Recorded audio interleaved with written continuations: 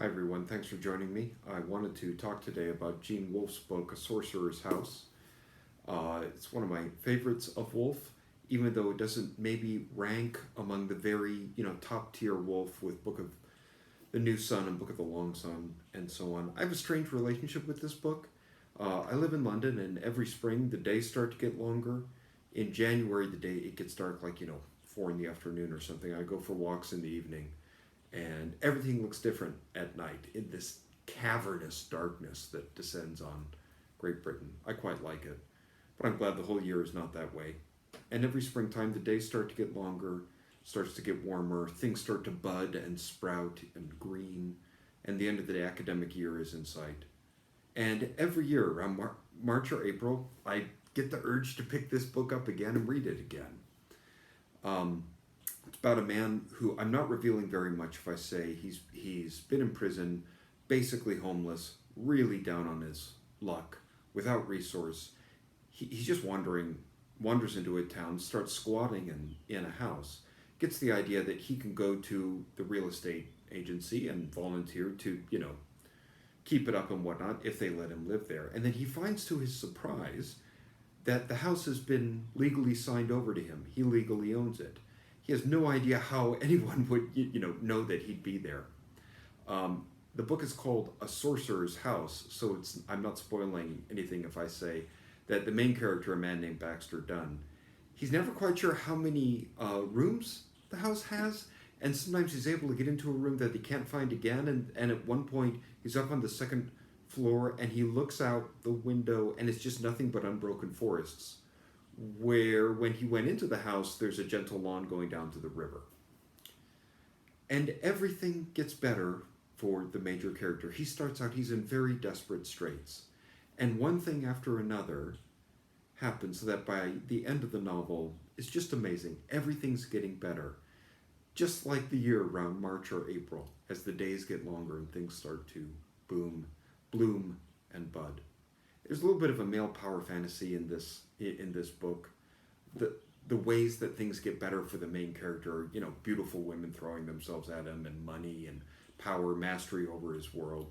He's able to hold his ground in battle and so on. But it never felt selfish or self-absorbed or cruel. There's no toxic masculinity in this book. And it's absolutely delightful to see the story sort of emerge through the details. If you've read any Wolfe at all, you know there are so many needles waiting to be found in the haystack, so many wonderful connections between characters and events. The phrase that get used to describe Wolfe is sleight of hand. He's sleight of hand, sorry. Um, as he's playing his cards, there are a lot of tricks. He's got about 13 different cards up his sleeve. And he will leave little clues that help you connect, oh, this happened which led to this, and that's why this character is talking about this. And the whole story sort of blossoms over your mind when you see the whole of it in a way that no other author has ever done for me. And when you learn who the character's parents are and why he was given the house, and the people and strange creatures he meets in the house and how it's all connected, it's really wonderful.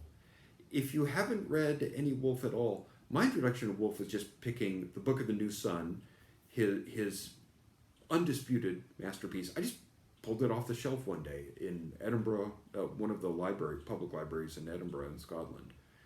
I had no idea what I was getting into. I had no idea what was going on for most of it. I admit it was the violence that kept me reading, but very soon there was something more going on, and I just wanted to keep reading, even though I had no idea what was going on. It was in way over my head. The nice thing about A Sorcerer's House is the sleight of hand is much easier to see. Wolfe is tipping his cards.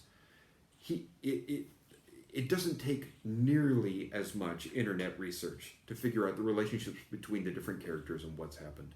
And in a really pleasing way, in a couple paragraphs at the end of the book, the story mushrooms in a way that a lesser author would have communicated through a sequel. And yet it's just as satisfying.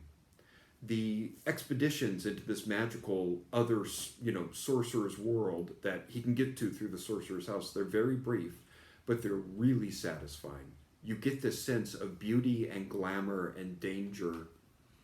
It's great. and everything is getting better. And every springtime, I just finished it last night. It's just the perfect time of year to read it. So if you've never read Wolfe, this is a great place to start. If you have read Sorcerer's House, please leave a comment. Let me know what you think. Thanks, everyone.